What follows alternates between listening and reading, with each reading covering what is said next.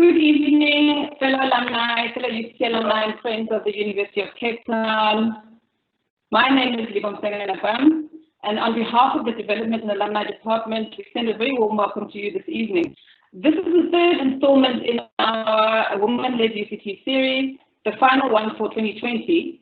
And tonight we've got the extraordinary privilege of being part of a conversation between UCT Deans of Faculties, Associate Professors Shose Kessi, Dean of Humanities, Associate Professor Linda Ronnie, who's the Dean of Commerce, Professor Alison Lewis, who's the Dean of Engineering and the Built Environment, as well as Dr Catherine Duggan, who is the new Director of the Graduate School of Business. We are very proud of the fact that for the first time in its history, UCT, your alma mater, is predominantly a woman-led institution. So later on, you'll have the opportunity to pose your questions to our inspirational panel via the live chat feature. Some of you also sent us some questions electronically, and we will ensure that the panel has sight of those questions. Our moderator for this evening, Professor Puleng Lenka-Bula, is experiencing a bit of technical difficulty, but while we wait for her, I wanted to really chat to give the panel an opportunity to tell us a little bit about themselves, who they are, why they chose this career, and to say a little bit of introduce themselves to our alumni. Perhaps we'll start with Professor Lewis. Thank you very much, Libo, and it's a great privilege to be here this evening. Thank you very much. I can give you a very brief background. I'm a chemical engineer by training, and I think the reasons that I chose to study engineering were a bit suspect. It was around about the time that SASL came online and chemical engineering was seen as being a very exciting, cutting-edge discipline of the future. I was also good at maths, good at science. I went to a careers guidance and they said, well, you can sort of choose what you want to do. I was also told that chemical engineering was not for girls. And so that absolutely decided me that this is what I was going to study. So that is my sad little story of how I came to study chemical engineering. Thanks very much, Libo. Thank you very much. Prof. Linda Ronnie. Yes, hi, Libo. So how did I get into commerce? Well, I think out of everyone here, I followed the most non-traditional route. I come from industry originally, and I don't think I ever saw academia as something that I wanted to be involved in. It seemed to be kind of far away and a little removed from things. But I was in the clothing, textile and footwear industry, and then I got into training and development, and then I got into adult education. I started studying, and the next minute I was working at what was then called Pink Tech. And after a few years there, I was invited to an interview at Graduate School of Business, their own GSP. And well, the rest I think is history because I've been with the institution now for 18 years. Thanks, Libo. Thank you. So Dr. Catherine Duggan, you are relatively new to UCT. A couple of weeks, we can still call you you. Could you tell us a little bit more about yourself, how you came to UCT and how you got into this field? You're muted. Thank you. Sorry about that. This is the way of the world in 2020, isn't it? So I had a bit of a roundabout trip into the GSB, although the fact that I'm an academic is, I think, not very surprising. Both my parents were academics. My mother was actually a dean of the medical school at the University of Chicago. So I grew up with a mother who was an associate dean at a professional school. I was actually trained as a political scientist, and I worked my entire career. I've worked as an Africanist because I had an aunt who was a doctor who worked in Africa for about 30 years, actually more than that, her entire career. She started in Nigeria and then she went to Uganda and she finished her career in Malawi. And so I always knew from her that I wanted to be working in Africa and that I wanted to be doing education. I thought I was going to be a doctor, but I did not end up doing very well in organic chemistry. So I found that I loved political science. I trained in political science. And then a bit like Linda, I saw an ad for, in this case, it was Harvard, the Harvard Business School. I saw an ad for somebody to come and give an interview to be a professor there. So after my PhD at Stanford, I actually kind of fell into business education and I've loved it. So I've stayed here ever since. Libo. Thank you. Thank you for that. Thank you. Wonderful. Prof. Shose, Kessi from Humanities, tell us a little bit about your journey into academia and more importantly at UCT. How did you get here? Why? Yeah. Can you hear us? Yes, thank you, and good evening, everyone. So I actually started my career in international development work. I studied economics and Swahili at university, and I worked for a number of NGOs and international development organizations. And it was mostly, you know, project management work. And I guess at some point I became very disillusioned with the field and this whole idea that you know, people in the global south are passive recipients of development aid, and yeah, there was just a real ideological confusion for me being in that world. And a funny anecdote of something that happened to me at that time, I was working for an NGO in the States, and I applied for a more senior position, and it was to be a program manager of the East Africa region, which I thought suited me because I'm from Tanzania. And I was told that I didn't get the job because I didn't have an African experience. And then I discovered that what that actually meant is that, you know, I didn't go to the Peace Corps, and I didn't go on one of these trips that young people do after university, where you go to some village and build a well. So I think that was my cue to move on, and I actually then went back to school, did my master's and PhD, and wrote about my experience in development, and ultimately found something I was really passionate about. And when I finished my PhD in 2010, I joined UCT the following year. So that's a little bit about me. Thanks. Thank you. Thank you. So I'd like to come back to Prof. Lewis. I mean, the UCT, A Women-led UCT series is essentially about women in leadership or leadership. And I thought maybe you could share some of the lessons you've learned in your journey in leadership beyond UCT, but also within UCT. What might be sort of some of the lessons you've learned, what insights, and also maybe what advice could you give to younger women who are thinking of entering this space? There's a lot of elements to this question, but essentially leadership, your journey, and also insights that you can share with others who might be considering entering this field. As Catherine says, that's you're muted, and that's the new 2020 jargon. So thank you very much. One thing I can say is that I think women often find it difficult to step forward and don't think they can do things until they're 150% sure that they can. And in fact, the deanship that I applied for, I wasn't really, in my view, very well equipped for it. My CV didn't look quite right, but I was intrigued by the position and I thought I would apply and I would offer what I had. And I do think that this idea that you have to be overqualified in order to be sufficiently good to apply for a position is a particularly female trait. And so if I were to give some advice, I would say go for it. You don't have to be 150% ready every time. Thanks, Libo.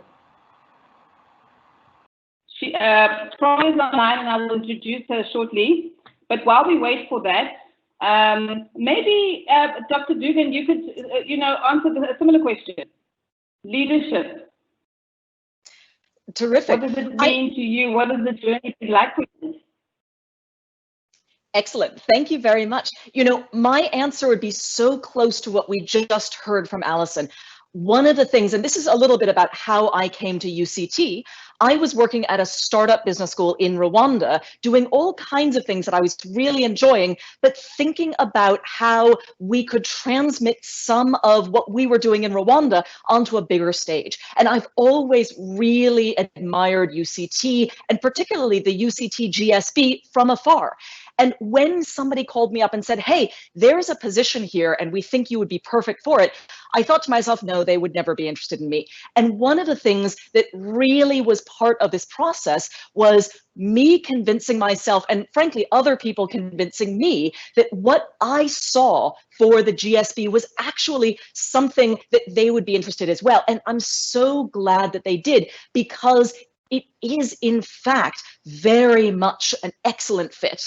And it's just something where, exactly as Alison said, your CV doesn't have to be absolutely exactly correct. In many cases, we can see things that other people can't see. And I think that's such an important thing for women to know. And it's so important for women to feel confident in stepping into the role. So I will say, I think that if I could give advice to young women, it's not only to think about what you can do and listen to other people when they say, this is something that we really see you as being good at doing, but also once you've decided to do it, to step into the role with confidence. Because if you believe you can, if other people believe you can, then you can. And that's something to keep in mind all the time, I think. Thank you very much, Libo. Thank you. Thank you. Prof. Kessi, similar question from your side. Prof. Kessi, let's start with you. From Humanities, I think you're a Humanities alumnus as well, if I recall. From your perspective, what does leadership mean? What are some of the lessons that you'd love to share and impart with our alumni and younger people? So, I mean, I think from my experience of coming into this role, I think it was really inspired by my own experiences at the university. So when I first came and joined in 2011, I experienced some challenges, and I realized, I need to build a network of support. And I think these are some of the challenges we experience as Black academics, as women academics in an institution that's transforming. And so I realized the need to create these spaces and to build networks and to build a community of academics. And I guess one thing just fell into the other. And that's how, the Black Caucus came to be. And I think that's how I became chair of the Transformation Committee, which then became a deputy dean position, and now, applying for the dean position. But it was really about wanting to create a space for myself where I can be seen and recognized, and creating a space for others. So I think some of the values that I bring to this role is focus on communication, on institutional justice, on building consensus, building networks, and I guess I would say building a feminist ethics of care. So addressing some of the challenges that women face in academia, but these challenges are broader than just challenges for women, and we need to recognize that. And I think yeah, those are some of the things that have inspired me and guided me to take on this role. Thank you, Josie. Thank you very much. I see our moderator is online. Welcome, Prof. Lenka-Bula. We're sorry about the technical difficulties. But ladies and gentlemen, allow me the privilege to hand over to our moderator this evening. Prof. Lenka-Bula is the Vice-Rector of Institutional Change and Student Affairs and Engaged Scholarship at the University of the Free State. She holds a doctorate in ethics from the University of South Africa, a master's degree in social ethics from St. Andrew's College. Her credentials and accolades are too many to list here, but we extend a very warm welcome to you. It's our privilege to have you this evening. I'd now like to hand over officially to you at this point. Thank you very much, for holding the fort when the technical glitches were taking place. Actually, I just learned that our encryption system does not allow any administrator outside our system to facilitate access. So this was one of the technical challenges. I appreciate the conversations that I've already heard from Alison, from Shose, and from Catherine. I may not have had the fuller scope of their conversation. However, I've learned from them that their leadership was inspired by their experiences as leaders in the learning system in trying to ensure that institutional systems are available and accessible for women, but also in asserting their own knowledge, but also the affirmation of other leaders around the skills that they need in driving the knowledge. So I'm grateful for that. I just also wanted to find out what have been the impediments, the impediments, challenges, or contradictions that in your life journey as an academic leader and a woman have faced either in the ideation system of your own academic discipline or in the institutional system. There we go. Thank you very much.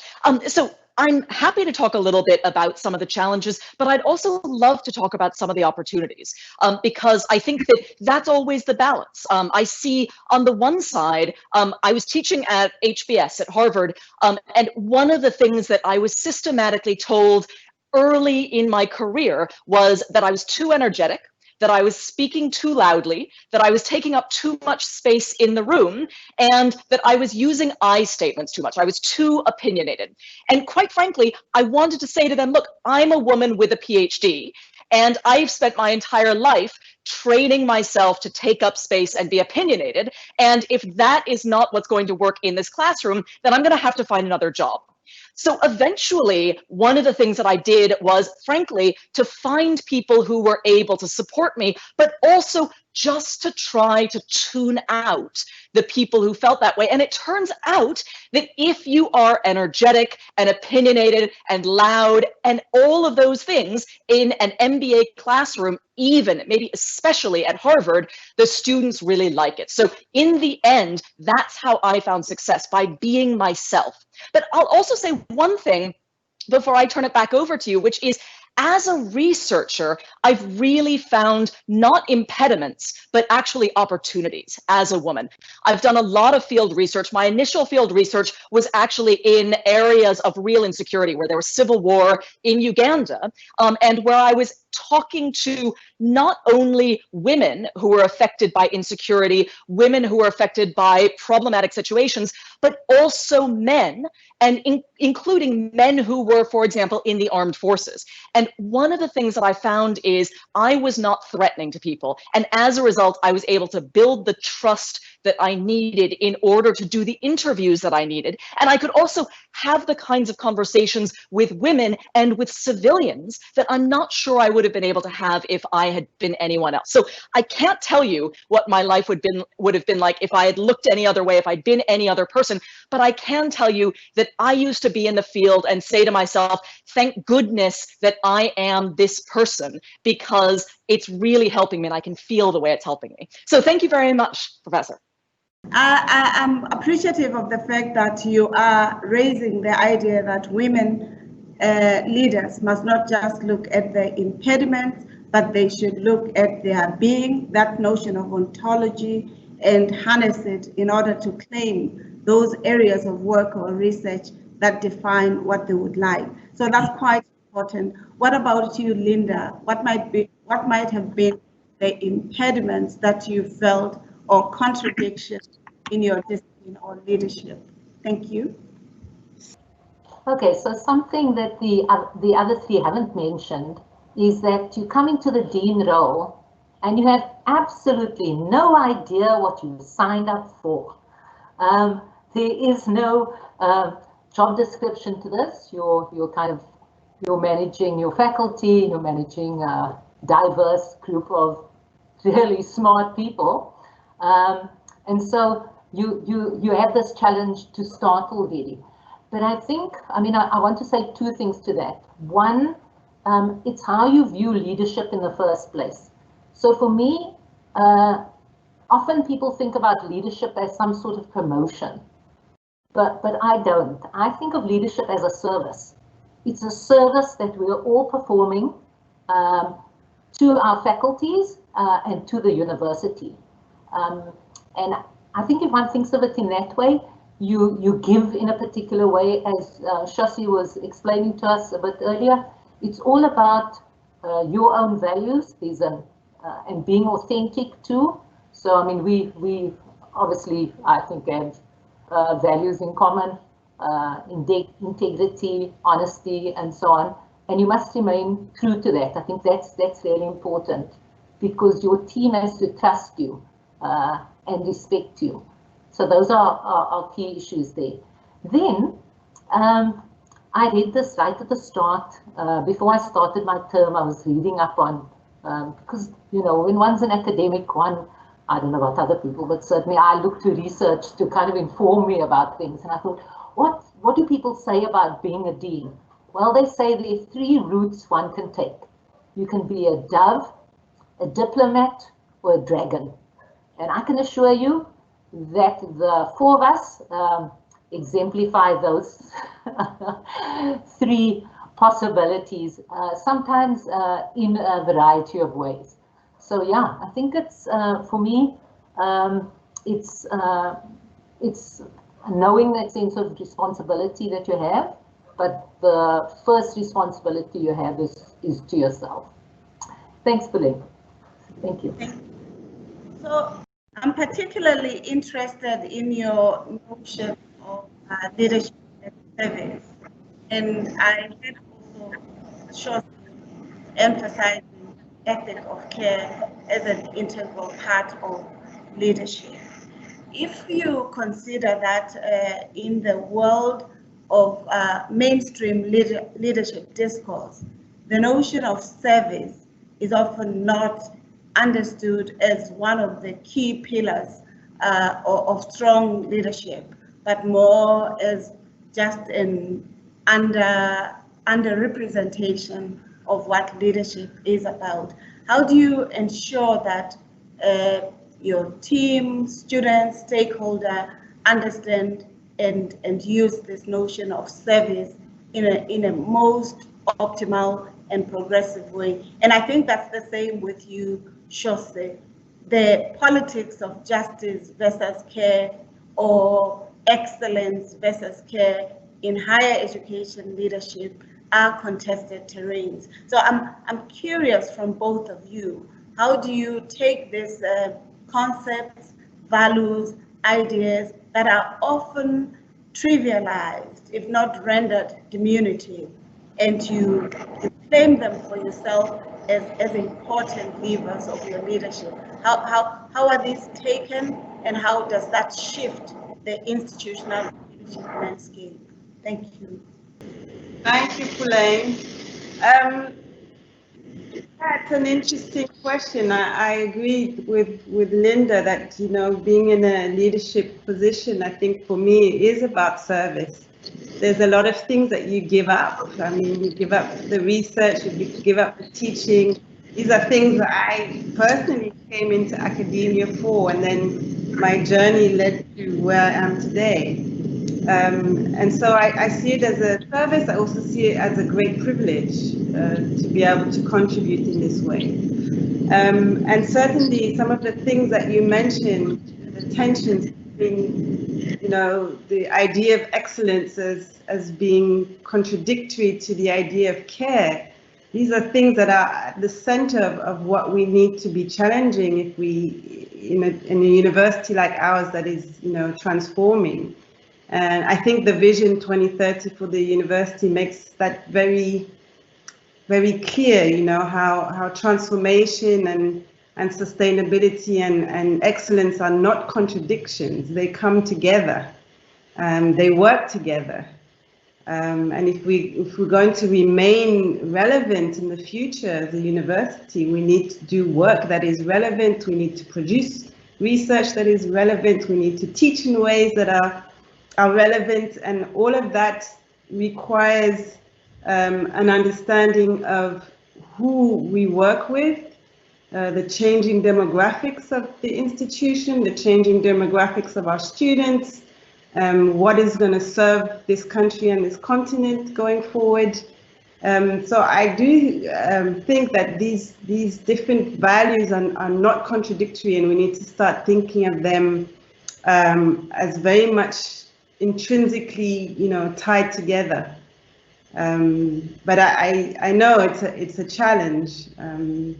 It is very much a challenge, and institutional systems and cultures need to change and adapt to new ways of thinking. And it takes a lot of work. It takes a lot of time, and especially when you're in a huge bureaucracy like ours. You know, these things are not easy to change. So yeah, I think it's a very important point that you raise, and something that we need to pay attention to. Thanks. Linda, did you want to respond, or are you okay with that? Did you want to say something? Yes, you're okay. Oh, okay. What about you, Alison? Thank you. So, Alison, what about you? What are the contradictions, convergences, and those ideas that you feel you've been able to harness that may not necessarily be mainstream to understanding of leadership within university systems, whether it's UCT, but also in the global arena?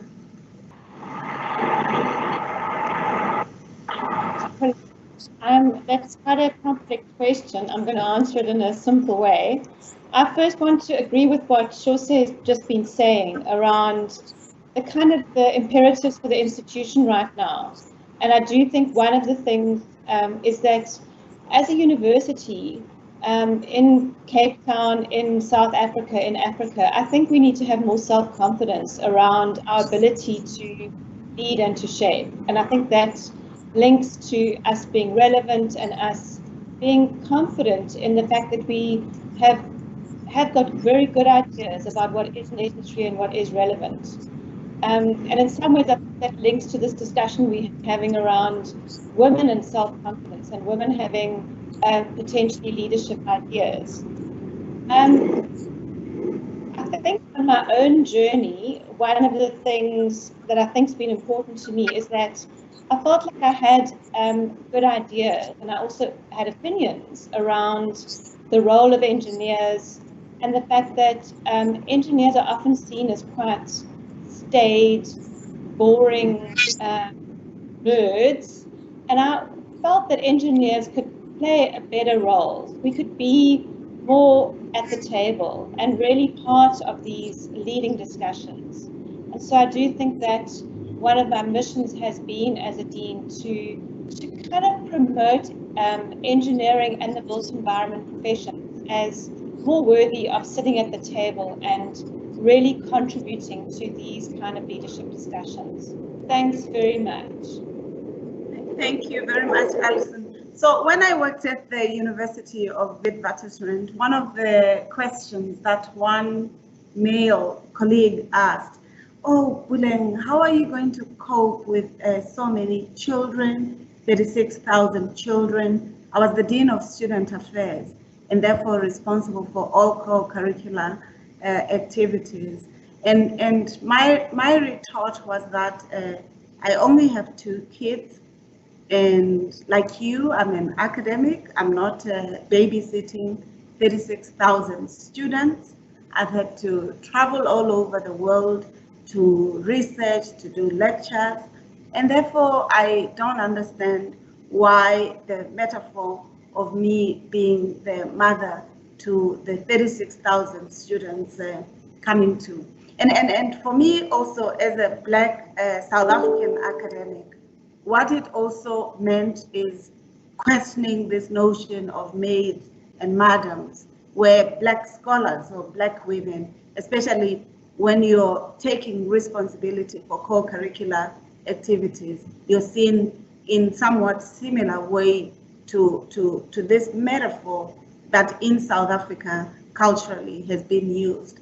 So I'd like to understand, what are those metaphors that are valid in your own personal life, but which are not necessarily valuable in the public space because they either undermine your work or they either caricature you as a woman, as a dean in your own discipline? What are those that you have felt you needed to reassert and reclaim your own leadership, whether it's personal leadership or leadership of your own discipline or own faculty?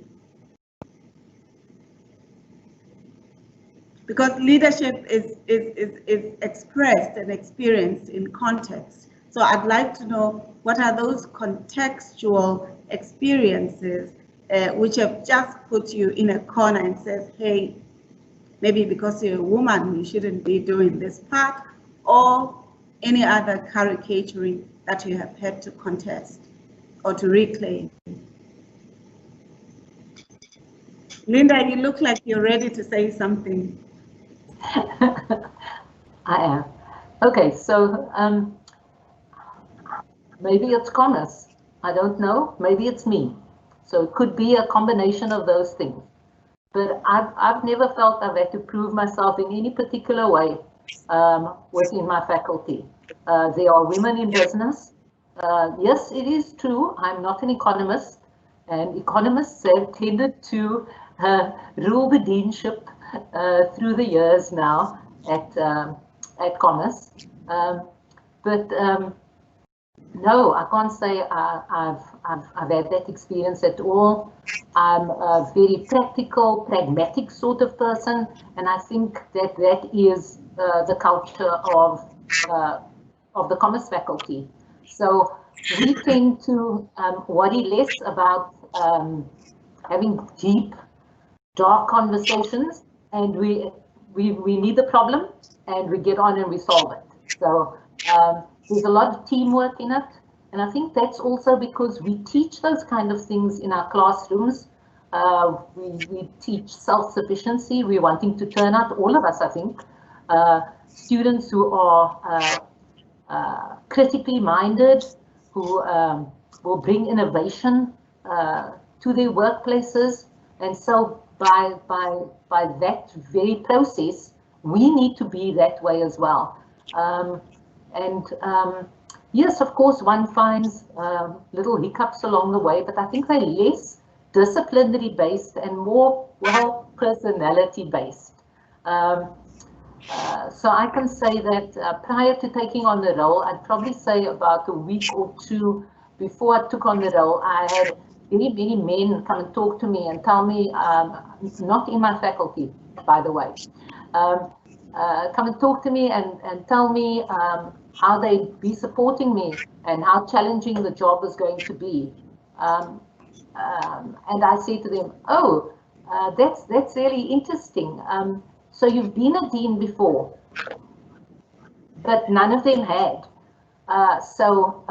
We kind of sorted it out in that brief conversation. That's quite. Thanks, Puleng.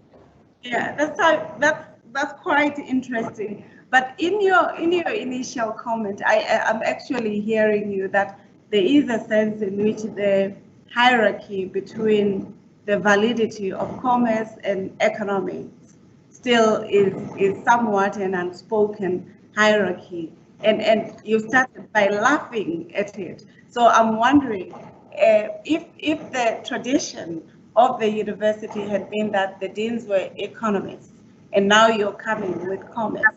How did you have to shift or demonstrate that all disciplines are valuable? Because you as much as you were reticent to say it, by laughing and telling me that the tradition has always been of economists taking leadership of the dinner, and then when I took over, I was, and there was also unsolicited help from people who had not even taken the responsibility that you were taking.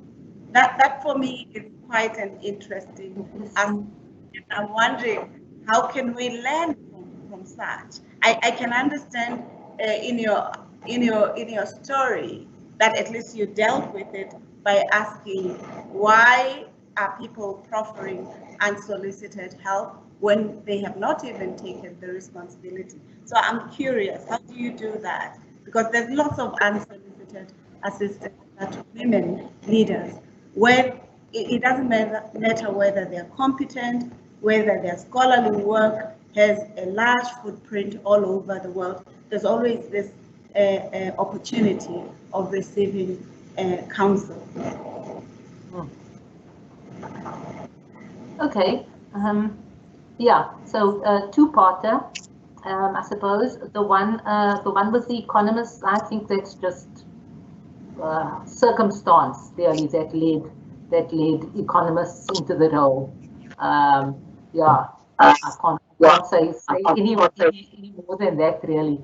And then the second part about unsolicited advice, I think that we'd all agree here that we can deal with that quite forcefully. We have a multitude of tasks on a daily basis, and some people we need to have very long conversations with, others slightly shorter conversations. Certainly we need to be making decisions and so on. And I think that is something we also have in common, that we are able to make decisions and feel comfortable about making those decisions. And there's very little, I think, very little second guessing that we have. We move on and we move forward. That's why our faculties are, well, humming along as they are. Thank you. Thank you. Yeah. One of the feminist literary scholar who deals with pedagogies has highlighted that precisely because higher education systems have tended to use pedagogies that are somewhat abstract, cognitively inclined, often remote from feelings and affective systems. I'm wondering, how do you ensure that there is this balance of the brain and the heart in the teaching systems within your university, and how does it happen? Do you find this being contested, or do you find that the philosophical idea that we think is more dominant? What is predominant, and how have you dealt with it? For instance, I've found in my university, or in the universities that I've taught at, the validity of case study methodology has only been appreciated because Harvard executive or INSEAD executive schools use case studies as teaching systems. But before then, any feminist methodology that included case studies or storytelling or other ideas around making didactic issues accessible were not clearly appreciated. So it's when you give them just one case study, probably from Harvard, that then it becomes valuable. What are those aspects about teaching, leadership, or methodologies or approaches which your faculty uses that you felt in your own leadership were challenged or were embraced easily? I'm curious because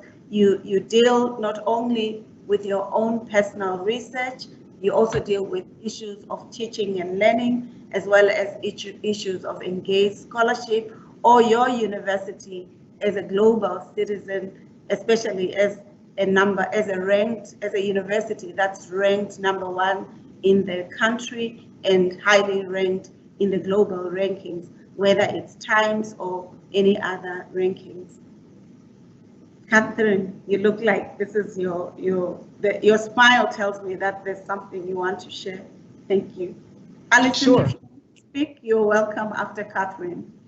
I'm happy to talk about this for a bit.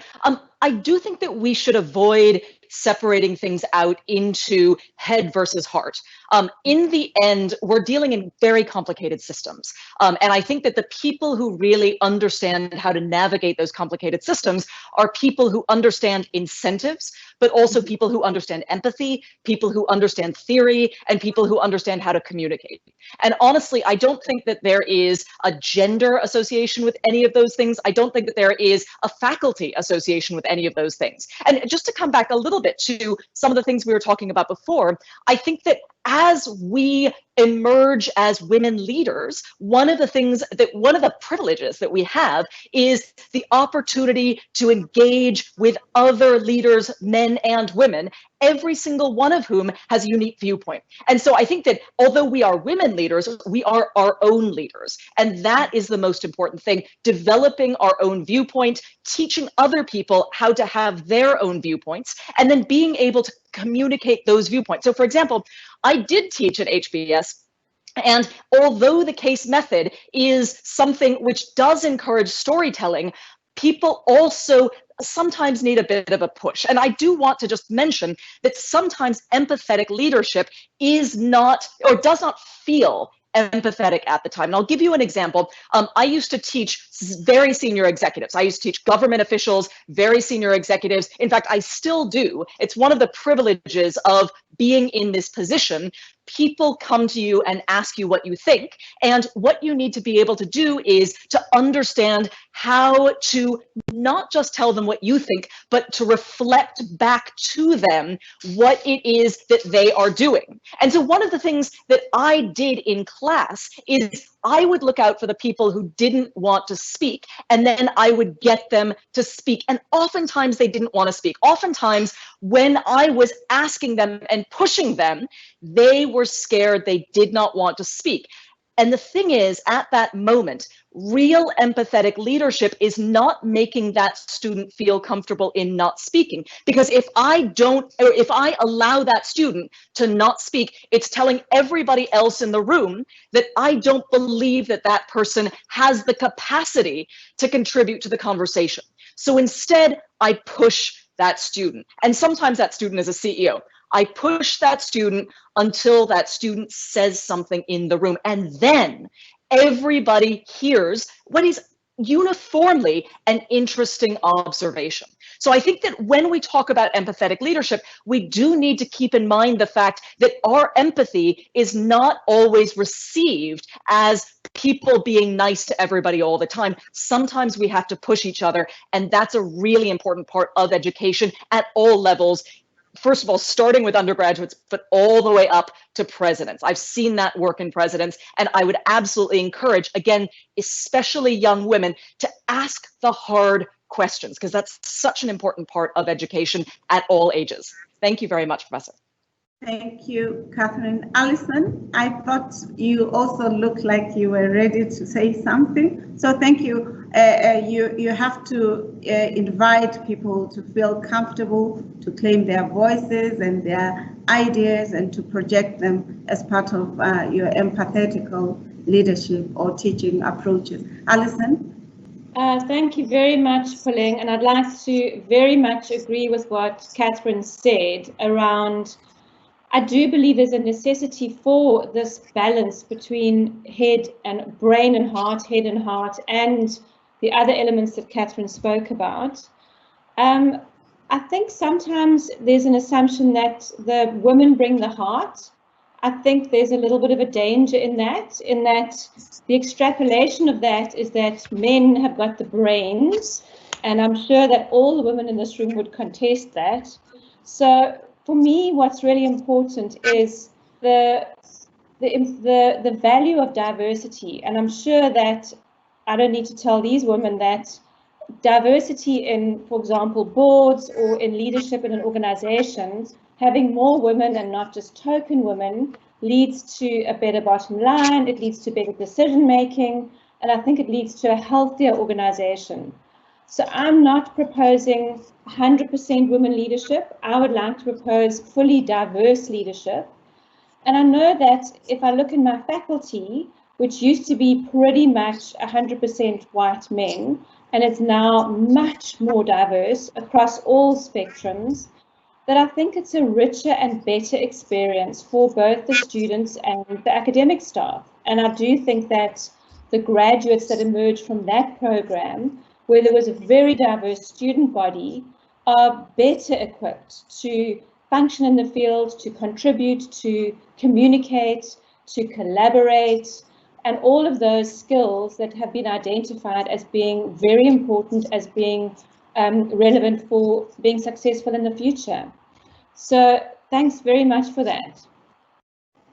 Thank you very much. You know, these systems, we inhabit the spaces with other participants in the background. So I was worried that we were making noise for you. I saw Catherine got excited, Alison, when you were talking around leadership as aiding the imperative for diversity, the idea of ensuring that the head and the heart are in sync, and that we also do not assume that women's leadership only speak about the heart, but we should always see this convergence or cyclical relationship as important. And I think in essence it speaks to what I think Bell Hooks tries to enunciate in really rethinking about civilizations, knowledge systems, but also feminist or women approaches that take cognizance of those. So Catherine, I could see that you couldn't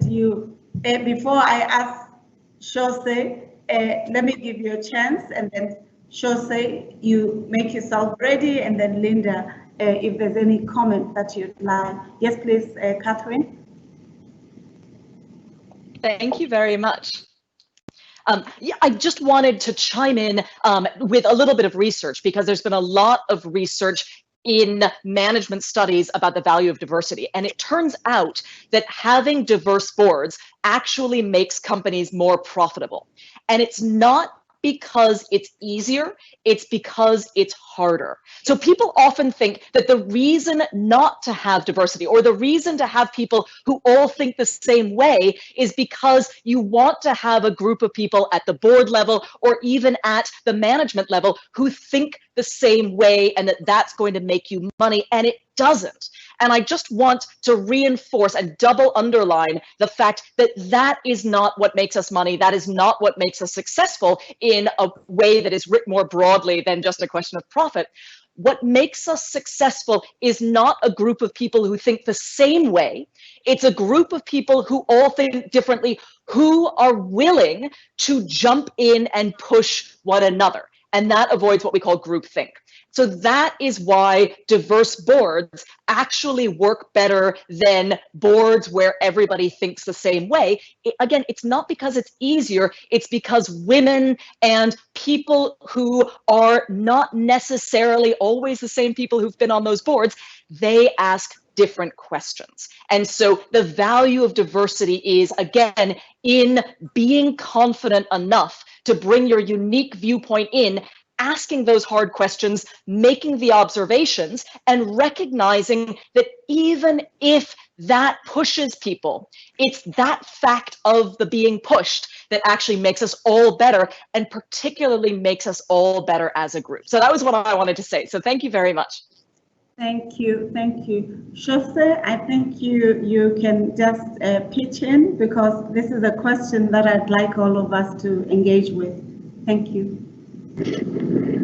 Thanks, Puleng. I mean, I think that it's interesting to even pose the question of separation between the head and the heart, because in many ways it speaks to what academia has previously taught us, right? That there's a space for rationality and rational thinking that's somehow separate from the rest of us, like the rest of our feelings, our emotions, and all of that. So I think that's, I guess, as we talking about, you know, becoming more diverse and all of this, it does mean that what we do in an academic institution means acknowledging that there are different rationalities. There's not just one way of thinking and seeing and feeling, but that also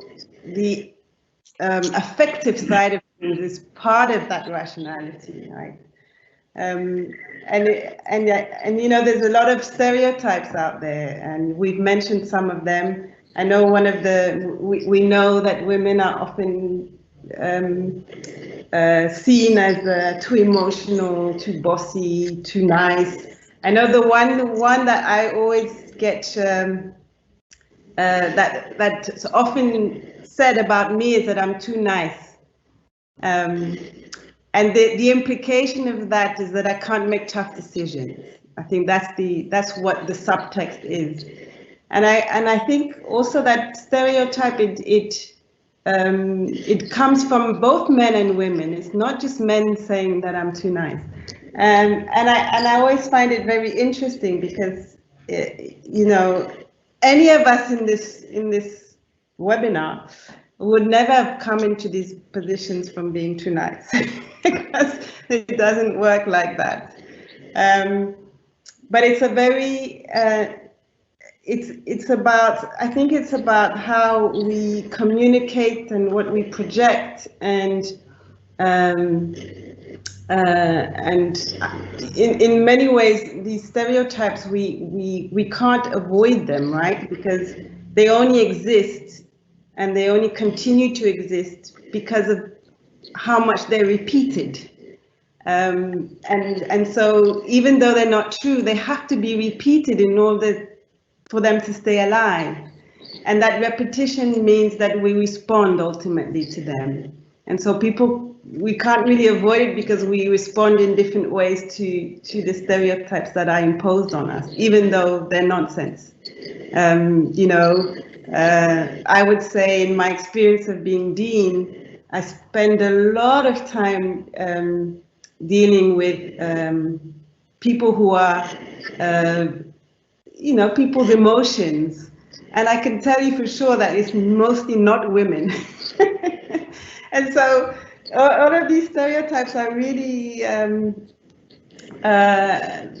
it's interesting to know how to read them and to understand why they exist, and to understand the effects of them. And once we do that, we can see that they're not really real, but at the same time they have a real impact. Maybe I'll leave it there for now. Thank you. I can hear some sound. I guess it's the sea. Remember, I'm in just the land, so it's not as exciting as the sound or the waves. Linda, if you have anything to say, that would be great. But I realize that we're at that point where we need to at least give just a summation of leadership. Just three key things that you think set your leadership expression, that you think those who would like to learn with and from you could draw those critical of your leadership. I'd like each one of you just to give me 3 aspects of your leadership that you think shape how you express, teach, research, and become a citizen and a leader as a woman in your university, but also in higher education systems. Who would like to go first? Linda, you ready? Yes, go ahead. Okay, thanks, Puleng. So the first one kind of links on to what we've been talking about now. And I think it's important that when you're a leader, you allow people to challenge you. That's absolutely critical, and it talks to issues that my colleagues have already raised around diversity and better decision making and so on. I think to imagine that you know everything is the route to nowhere. So I certainly enjoy that. I have a team who completely competent and very, very able. And they challenge me all the time, and I think that makes me a better leader. They don't always agree with me, which I completely and utterly value. That is the best thing about my team. So it's allowing that kind of culture to exist within your faculty. Then the second point for me would be a point I've made, which is being true to yourself. I think how you act must absolutely align with your values, and in that you then get to be authentic.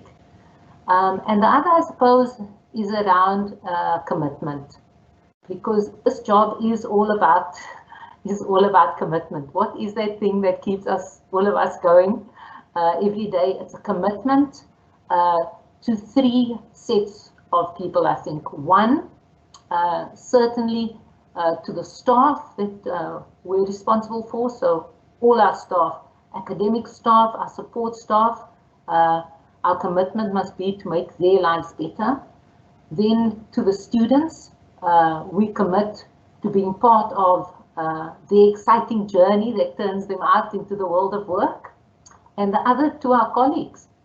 And there again, I think having those uncomfortable, honest conversations are really absolutely critical.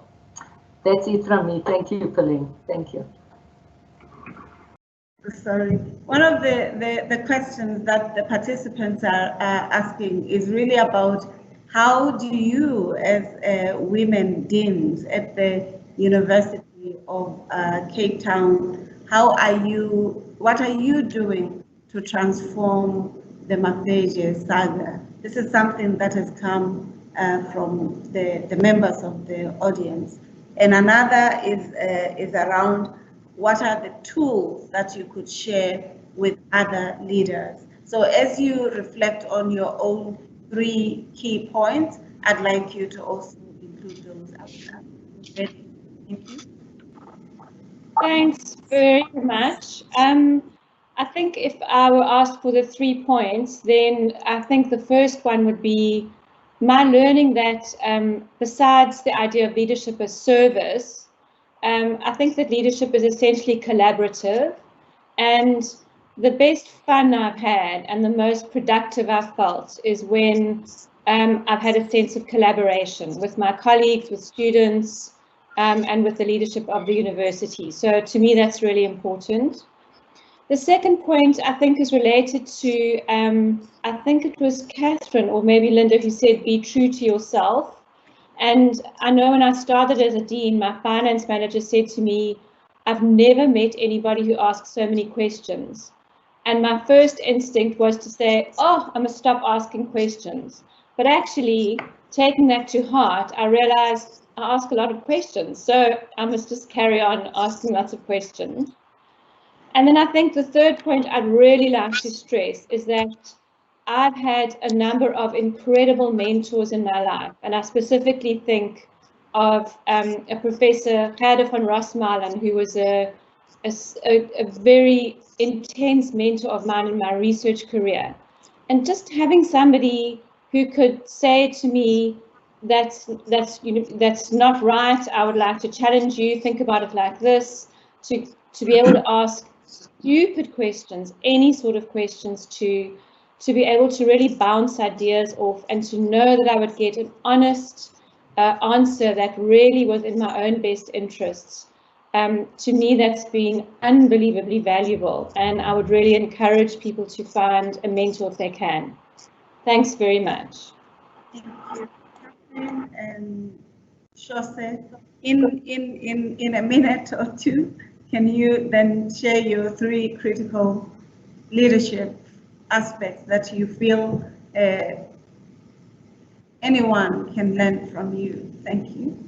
Excellent. I'm happy to take that. I think that there are a few things looking back that I really think to myself. One of them is, at some point, we, not just as women, but as leaders, have to realize that we are the ones who are no longer only looking for mentors, but also that we have to turn around and be mentors ourselves. And I think that there's a kind of a shift that often happens a little bit too late.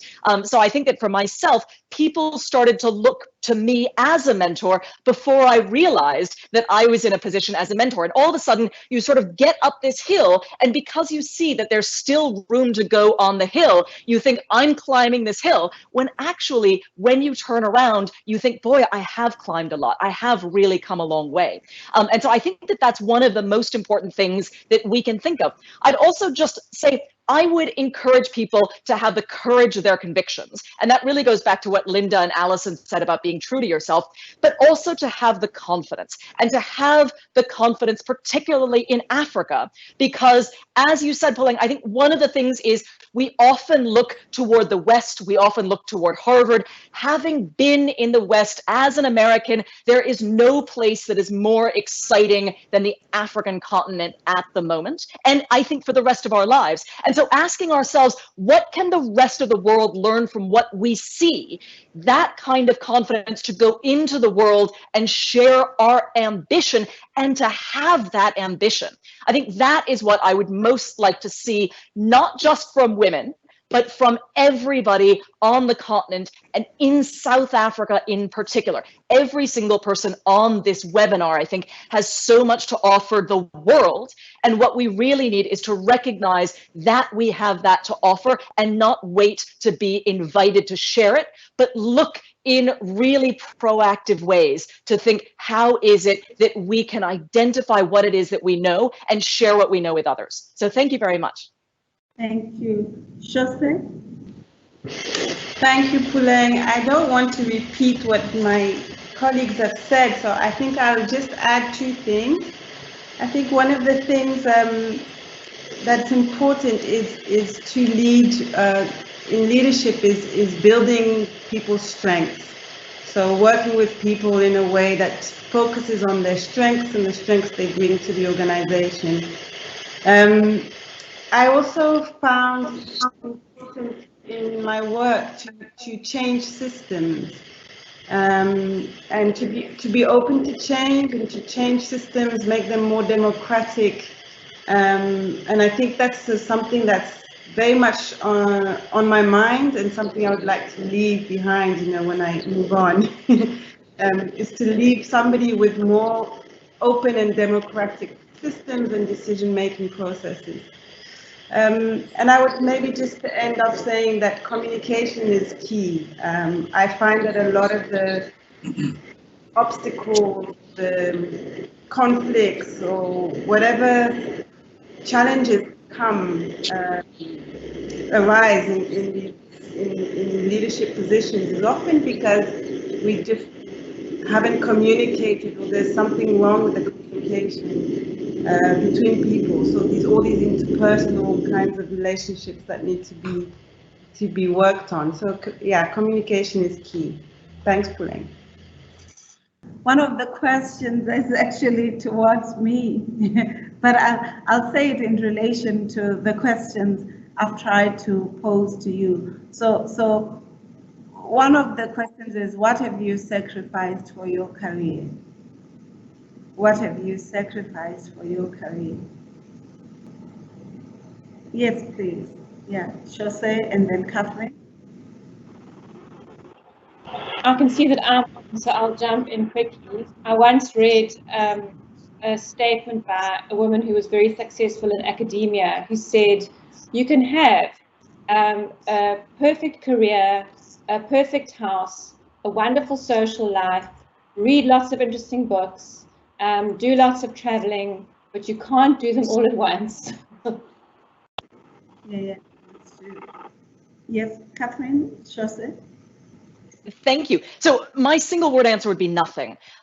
This is exactly what I wanted to be doing when I was a child. Maybe not precisely at a business school or other things, but it's even better than I'd anticipated. But I wanted to jump in because a lot of people ask that question with regards to children, with regards to family. And I wanted to tell you my experience because, as I mentioned, my mother was a doctor and she was an associate dean of the medical school at Chicago. When I was growing up, my mother was literally saving other people's children.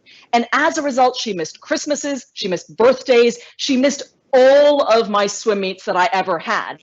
And people ask me, aren't you sad about that? And the answer that I give them is no, I wouldn't trade that for anything. What my mother taught me is that you don't have to be perfect to be an amazing parent. I would not have had her come to all those Christmases and all of those swim meets if the thing that I had taken away was a belief that that was how I had to be as well. So she gave me an incredible gift by not always having to be there. And I want to just emphasize that a lot of women I know, and a lot of men too, struggle with this question of how to balance work and life. And actually, we should be kind to ourselves because in the end, the thing that we're all trying to do is to raise good human beings, right? And I think that the way that you do that is not always, in fact, it's not by being perfect. So I wanted to chime in with that. Thank you very much.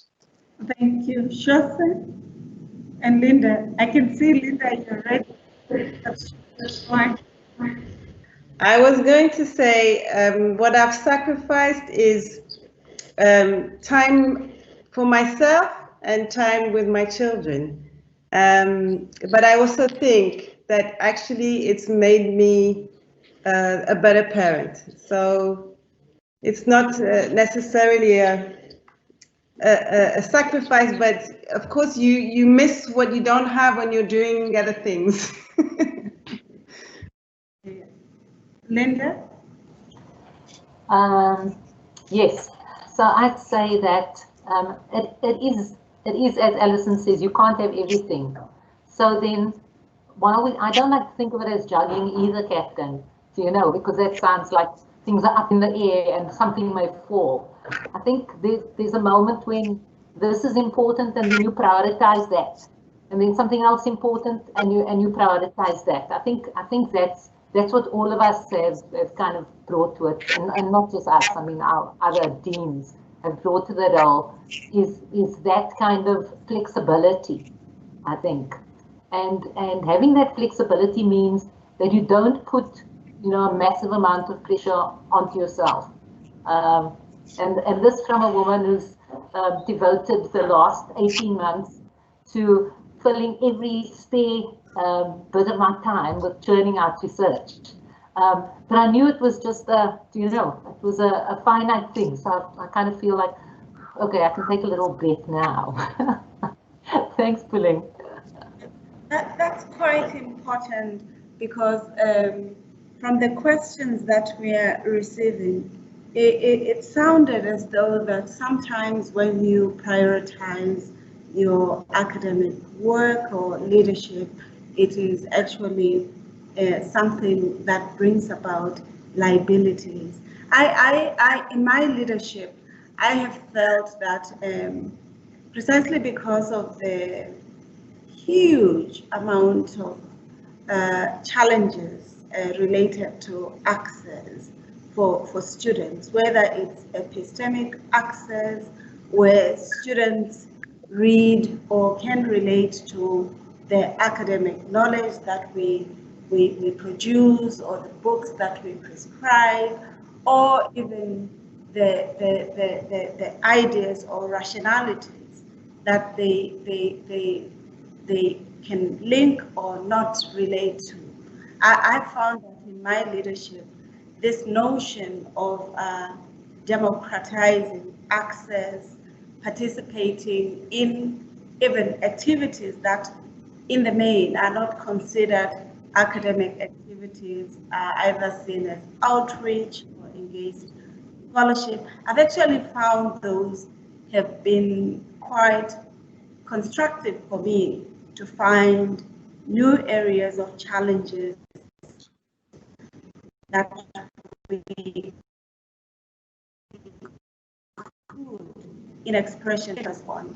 This is particularly true because our own universities, whether here in South Africa or in Canada where I've studied, women tend to be minorities, or when they are majorities, they're majorities in disciplines that are not understood to be financially profitable, even though they may be relevant for society.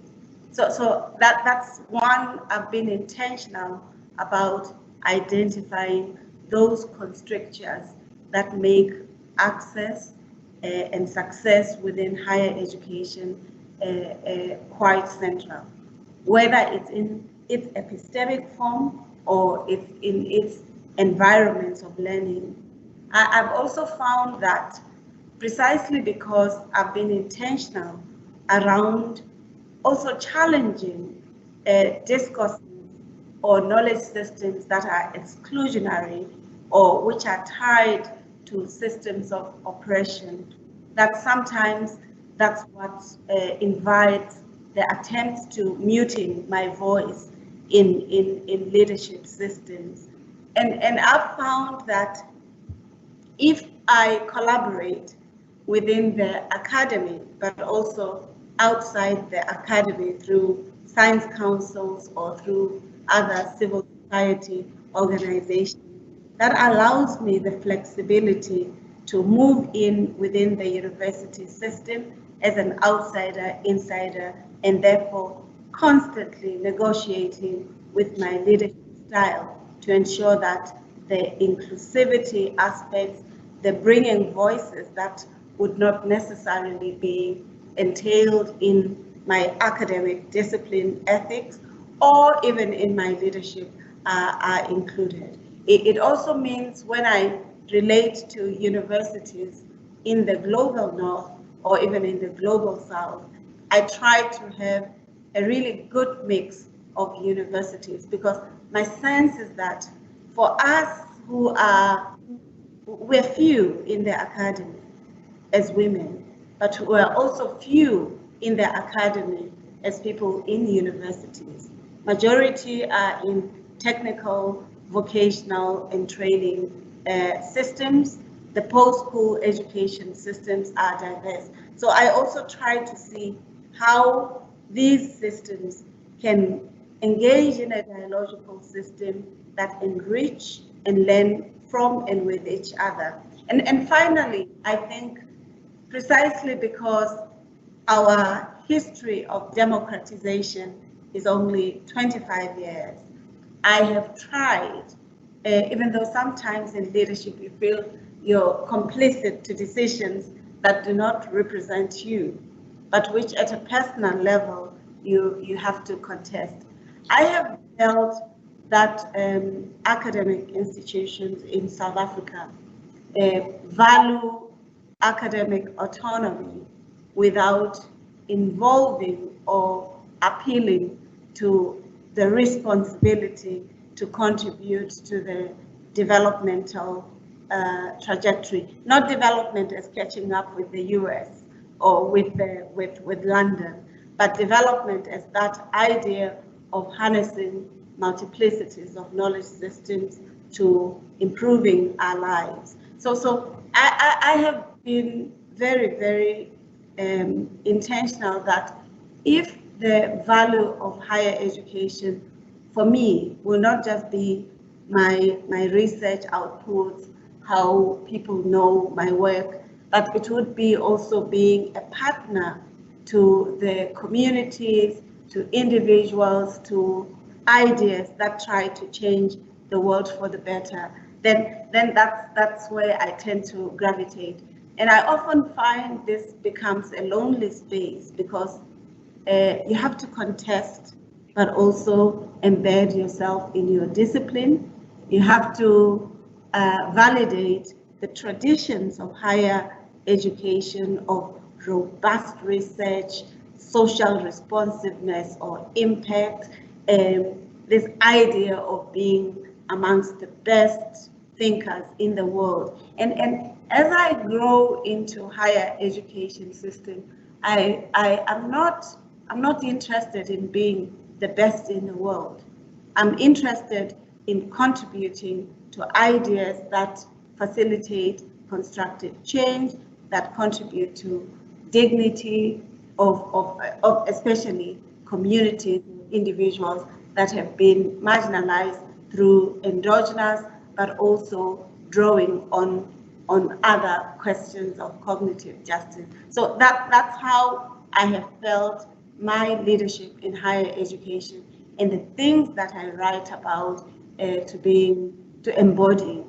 I have felt though that when I go to other contexts and I contribute from a place of my own personal journey, my own interactions in the varied spaces where I've taught or where I've visited or where I've done lectures, and also the socio-political or economic opportunities or contradictions.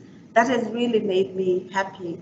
And I think in my leadership, I try to look at those. So I'm wondering, for you as deans, you have had to grapple with questions of fees must fall, which were very difficult. You've had to grapple with questions of, or you talked eloquently about diversity, and therefore I've wondered, what does it mean in the epistemic sense, and also what does it mean in a contested terrain where your own students and my own students feel the knowledge systems that they access is somewhat remote. So I'm just curious, because I worked also as a dean of students, but also still supervising students on in ethics, and I've found sometimes holding this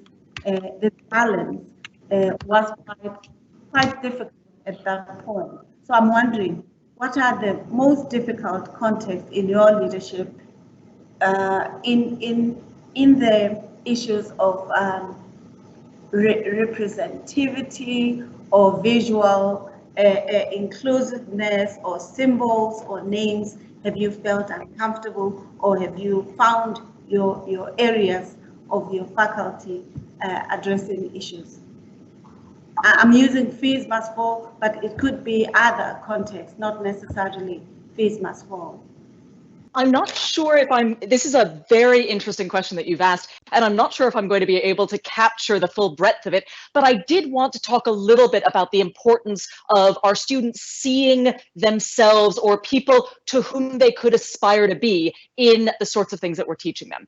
And so one of the things that we're doing a lot of in the GSB is writing cases with African protagonists about the sorts of questions that leaders in Africa think about every day. And to some degree, that means that we need to write cases that represent the people in our classrooms, right? So our classrooms, which are filled with people from all over the world, but also all over the continent, that we have not just women, not just Black South African, not just Nigerian or Egyptian protagonists, but that they are really facing the kinds of problems that they're going to be facing for the rest of their careers. But it's also, again, and not to harp on this question about what we can learn in Africa to teach the rest of the world, but I think that there is a level of complex thinking, which everybody growing up on the continent, not in the same way, but in very different ways, again, with very unique viewpoints.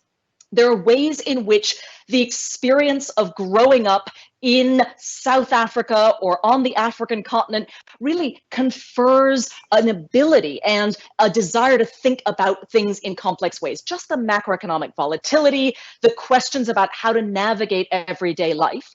And I think if we can bring that embrace of complexity into our classrooms, that can really help us to bring together the student experience with the students, the way that we're teaching them, and in fact, what we're teaching them. So I think that that's one of the ways that we can really think about pedagogical change and pedagogical evolution inside our classrooms. Linda? Okay, I was going to say something quite similar to Catherine, because I'm one of the case writers there. So let me say that I think, you know, students come to UCT believing in the transformative power of education, and I think that's what we must provide to them. And part of that, I mean, the absolute, for me, essential part of that is a decolonized curriculum. So instead of looking to developed countries, we need to ask, who are the people we admire here? Who have insights that are pertinent? And just to carry on using the case study analogy that Catherine was talking about, I mean, yes, I suppose it's interesting to find out kind of what's happening in London and Paris, but isn't it more relevant to us to find out what's happening in Capricorn Park? Because the insights there are decidedly more relevant to us. So for me, that's certainly part of what we must do.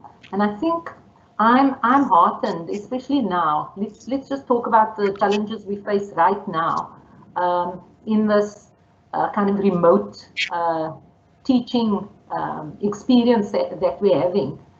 That I have seen the most incredible examples of care from our academic and support staff. It has been absolutely phenomenal. And people have been giving even when their own kind of emotional energy is low. And I think that says something, well, not only obviously about those individual academics, but it says something about UCT as a caring institution. We have been really fantastic in pulling together this emergency remote teaching.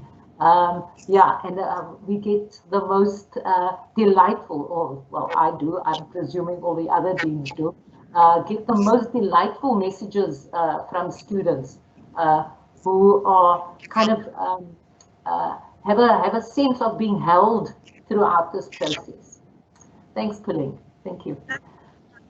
I recognize that we have 2 minutes, and because we need to conclude the session so that Russell can do the summary, I'm wondering if there's anyone who feels like there's something that you need to share with the participants or the audience that is critical to leadership in this context or in the post-COVID context. Anything that is less than 30 seconds.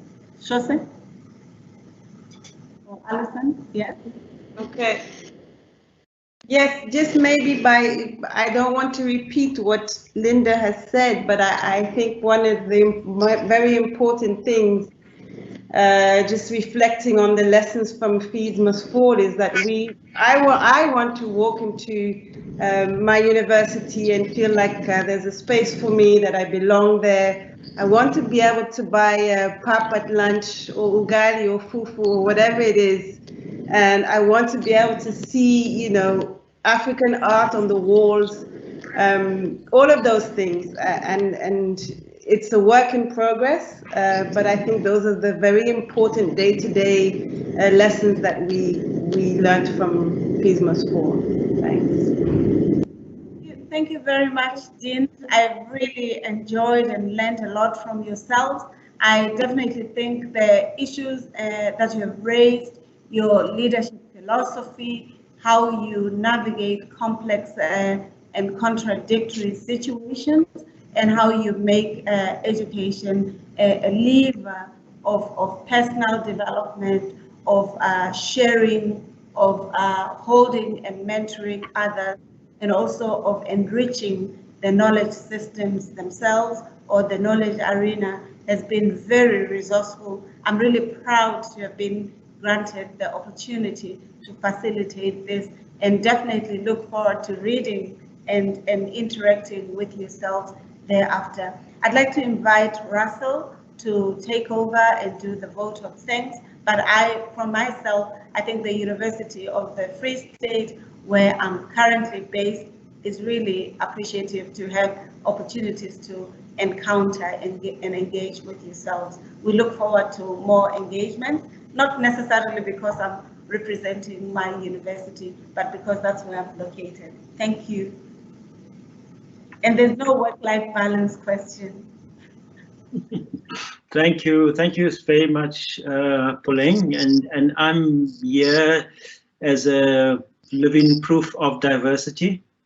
In case people on the sort of call wonder, where have the men disappeared to? I think that it's more important to sort of emphasize that that the University of Cape Town, we're speaking about leadership that it has emerged almost organically. It's not as if the university had a policy of not appointing men, and it's very necessary to sort of reinforce that. But what the emergence of women's leadership at the university, I suppose, sort of demonstrates is not an anti-male bias, but a conscious struggle against patriarchy and a conscious struggle against chauvinism. And that's what we, I think, want to acknowledge, and also what we want to celebrate. And I think it's something that we can also be proud of. I think that, at the end of the day, we probably are the sum total of the choices that we make. I think in that sort of spirit, I want to really thank everybody who participated in this webinar series. It's the end of a 3 series, and it started off with our Vice-Chancellor and our Chancellor and our Chairperson of Council, and then we focused on our Deputy Vice-Chancellors. And just to show the depth of the women leadership at the university, we have now concluded with our deans. We had hoped also to feature our executive directors, but unfortunately we've sort of run out of time. We hope to do that at a later stage. I again want to thank those who participated in the series. I've heard that there are 200 plus people who signed up for this webinar. So if we take the numbers overall, it's well over 1,000 people who have participated in the live sessions. Many more would have probably listened to these webinars in their own time. And that just reflects a real interest in this question. I think we've gained a lot of insights, and I think that these are also things that the university is proud to share with other universities and with other colleagues. So once again, thanks very much to Catherine, Linda, Shose, and Alison for this session. Thank you, Puleng, and also to acknowledge you in your own leadership role at the University of Free State, where you are Deputy Vice-Chancellor, Student Affairs, Institutional Change, and Engaged Scholarship. A testament to your own leadership as well. And then to thank the Alumni Department, led by our own able Head of Alumni Relations, Libo, Team Ibtisan, and also Lou on the technical side, and then of course communications and rather the information communications technology team, ICTS at the University of Cape Town, that always provide wonderful support for us to do this series, Charmaine and Bruce and many others. Because we're running out of time, I can't really name everybody, so apologies. But the last and biggest thank you is to the audiences. It is no, if you don't tune in, then we can't do this. So thank you very much, and go well, everyone. And I hope that everyone keeps safe. Thank you very much.